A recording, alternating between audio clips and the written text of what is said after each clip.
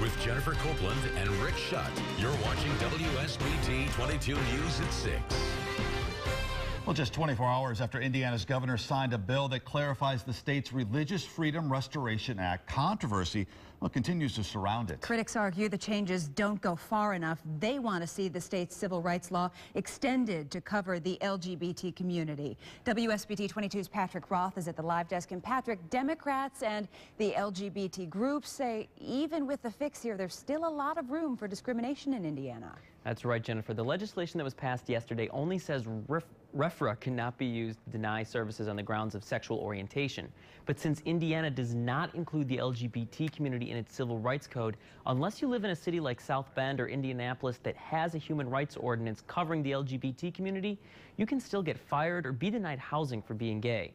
And that's something that critics say needs to change. After weeks of controversy that saw numerous businesses threaten to leave the state, lawmakers finally passed changes to Indiana's Religious Freedom Restoration Act. But for many members of the LGBT community, it's not enough. We don't have any protections today that we didn't have last week, that we didn't have a month ago. The changes to the new bill only say that the RFRA law itself cannot be used to deny service, meaning it doesn't trump any local laws like South Bend's Human Rights Ordinance. But only 20% of the state is covered under ordinances like that. In the rest of the state, a person can still be fired or denied housing based on their sexual orientation or gender identity. Democrats and LGBT groups say the only way to fix that is to extend coverage with the state's civil rights law.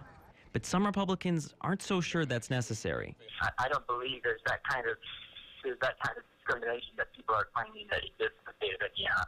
But Linda Pontiero has seen that discrimination firsthand. As a school teacher in Fort Wayne, she was told she'd be fired if she came out to her class on school property. But one weekend, some of her students saw her with her then-girlfriend. And on Monday, the harassment started where every other day, the custodian was cleaning graffiti off of my classroom lockers. She says extending the state's civil rights law is the only way to stop the discrimination against LGBT Hoosiers. All we all want to do is contribute to society and have gainful employment and not be afraid every day. Some Republican lawmakers say changing RFRA was only the first step in a longer process. They're willing to extend the civil rights law. They just want to wait until the next session to do so. But Democrats and LGBT groups have made it clear they aren't going to go away until this gets fixed. At the live desk, Patrick Roth, WSBT 22 News. Well, sites like